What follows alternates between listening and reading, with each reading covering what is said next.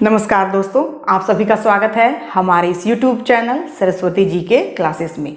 आज की इस क्लास में हम जानेंगे झारखंड के विभूति के क्रम में राधा कृष्ण जी के बारे में। राधा कृष्ण जिनको कि लाल बाबू के नाम से भी जाना जाता है और ये झारखंड के प्रसिद्ध साहित्यकार हैं जिन्होंने अपने लेखन की शुरुआत कहानी से की थी। आगे चलकर इन्होंने उपन्यास, व्यंग्यात्मक हास्य, साथ ही एकांकी, नाटक, बाल साहित्य सभी तरह के लेखन के कार्य किए हैं। तो आइए शुरू करते हैं आज की क्लास। राधा कृष्ण जो है, इनका जन्म 18 सितंबर 1910 ईस्वी को झारखंड के रांची के अपर बाजार में हुआ था और इनके पिता का नाम था रामजतन, जो कि कचहरी में मुंशी का काम किया करते थे। फिर बचपन जो है गरीबी में बीता। आर्थिक तंगी के कारण रांची के सेंट जॉन्स हाई स्कूल में अधूरी पढ़ाई हुई। इनके पिता की जब मृत्यु हो जाती है, बचपन इनका गरीबी में बीता और इसी कारण से इनकी पढ़ाई जो है वो अधूरी ही रह जाती है। फिर जीविकोपार्जन के लिए बस में कंडक्टर बने और यह बस रांची से लोहरदगा जाती थी। जब अब इनके सामने समस्या खड़ी हो गई परिवार के भरण पोषण की, और इसी वजह से चूंकि बचपन तो गरीबी में बीता ही, पढ़ाई भी पूरी तरह से नहीं हो पाई थी। इन्होंने अपनी पढ़ाई कुछ हद तक की पढ़ाई जो है वो पुस्तकालयों में जा के की थी और अपनी पढ़ाई को जारी रखा था, लेकिन बहुत ही अच्छी डिग्री ये नहीं ले पाए थे। और इस तरह से परिवार का भार जब इनके ऊपर आ जाता है तो ये बस में कंडक्टर की नौकरी जो है वो करने लगते हैं। और जिस बस में ये कंडक्टर की नौकरी पाते हैं वो बस रांची से लोहरदगा जाया करती थी। लेखन का कार्य इन्हें शुरू से ही पसंद था। ये शुरू से ही कहानियों के बहुत शौकीन थे और जब ये कंडक्टर का काम कर रहे थे बस में, तो जब भी बस जाके कहीं लंबे समय तक रुकती थी या लोहरदगा में जाके लंबे समय तक रुकती थी तो उस फ्री टाइम में ये लेखन का कार्य किया करते थे। फिर इसी बीच जब लोहरदगा में बस रुकती और समय बचता तो राधा कृष्ण कहानी लेखन का कार्य किया करते थे। पहली कहानी जो इनकी थी वो सिन्हा साहब थी, जो अप्रैल 1929 में प्रकाशित हुई। अब यहाँ पे क्वेश्चन पूछा जा सकता है कि राधा कृष्ण की पहली कहानी कौन थी।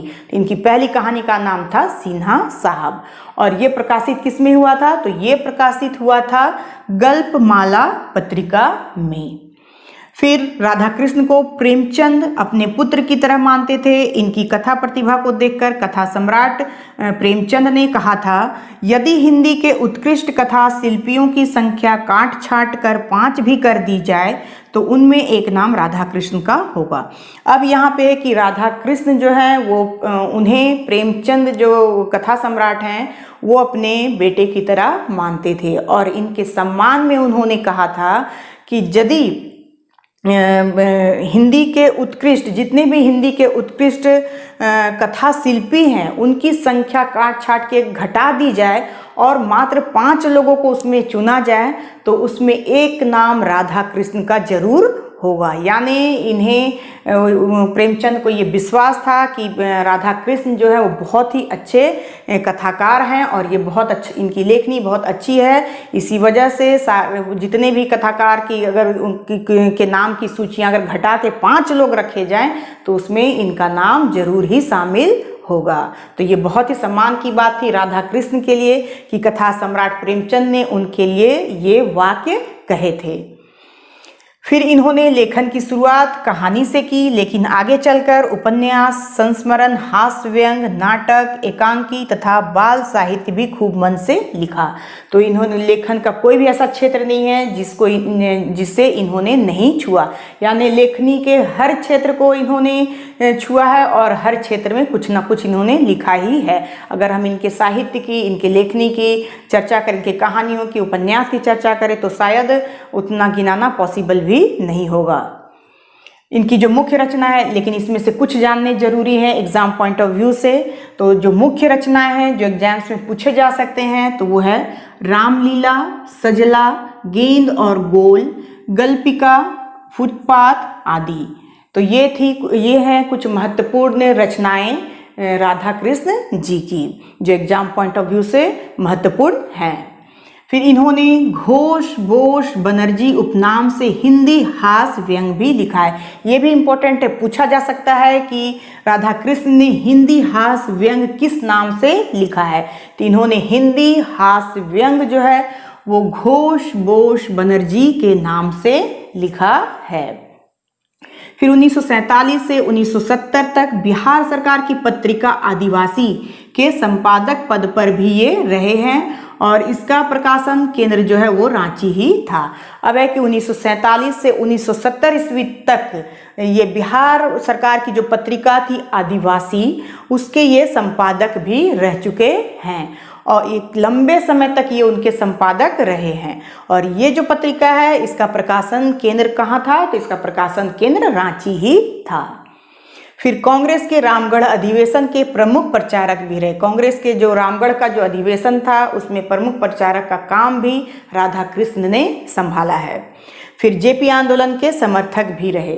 ये जो राधा कृष्ण है इन्होंने जेपी आंदोलन का समर्थन भी किया है, यानी एक साहित्यकार के साथ साथ ये आंदोलनकारी भी थे, यानी कि आंदोलन में भी इन्होंने अपना योगदान दिया है, चाहे प्रचारक के रूप में हो चाहे समर्थक के रूप में। राधा कृष्ण जो हैं वो पटना आकाशवाणी में ड्रामा प्रोड्यूसर भी बनाए गए। फिर जब रांची में आकाशवाणी केंद्र की स्थापना हुई तो वे यहीं आ गए। अब क्या है कि जो राधा कृष्ण हैं, सॉरी यहाँ पे ये ना होगा, तो राधा कृष्ण जो है वो पटना आकाशवाणी में ड्रामा प्रोड्यूसर बनाए गए थे और जब रांची में आकाशवाणी केंद्र की स्थापना हो गई थी तो फिर ये यहाँ पे शिफ्ट कर गए। इस तरह से ये जो है ये थी इनकी कुछ महत्वपूर्ण बातें। और लास्टली जो इनका निधन है वो 3 फरवरी 1979 ईस्वी को हो जाता है। तो यहाँ पे इनकी जीवन लीला जो है वो समाप्त हो जाती है। इनकी शुरुआत गरीबी से हुई और अंततः तक ये परेशानियां झेलते रहे, लेकिन इन्होंने कभी भी हार नहीं मानी, अपने लेखनी को आगे बढ़ाया और समाज की कुरीतियों और समाज में जो बुराइयां व्याप्त थी उस पे इन्होंने बहुत ही व्यंग कसा और लोगों को जागरूक करने का काम किया। तो ये थी कुछ महत्वपूर्ण बातें राधा कृष्ण जी के बारे में जो एग्ज़ाम पॉइंट ऑफ व्यू से इम्पोर्टेंट हैं और आने वाले एग्जाम्स में यहाँ से क्वेश्चन पूछे जाने की संभावना है।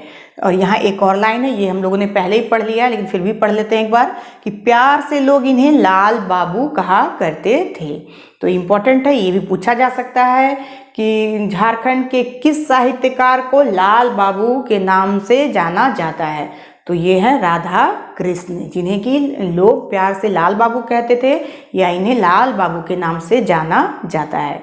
तो ये थी कुछ महत्वपूर्ण जानकारियाँ राधा कृष्ण जी के बारे में। तो आज के लिए बस इतना ही। नेक्स्ट वीडियो में हम फिर नेक्स्ट टॉपिक के साथ मिलते हैं। तब तक के लिए धन्यवाद। जय हिंद, वंदे मातरम।